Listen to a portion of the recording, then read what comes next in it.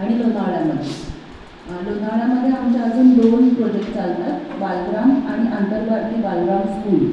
तर जी बालग्राम आहे तिथे ज्या मुलांना आईवडील नाही आहेत किंवा सिंगल पॅरेंट आहेत किंवा कुठल्या तरी विधी संघर्षित ह्याच्यामध्ये जी अडकलेली आहेत, तर अशा मुलांना आम्ही सांभाळतो आणि तिथेच त्यांच्यासाठी आम्ही स्कूलसुद्धा केलेली आहे तयार.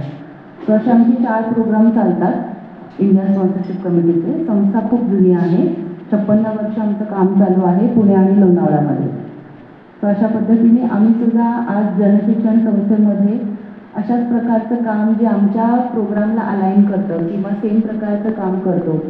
सो आमच्या स्टाफला घेऊन आम्ही हे पाहण्यासाठी आलो की इथे पण तुमच्याकडे काय काय अपॉर्च्युनिटीज आहेत महिलांसाठी, मुलांसाठी, आमच्यासारखं काम तुम्ही करता. ते पाहण्यासाठी आम्ही आज इथे आलो आहोत.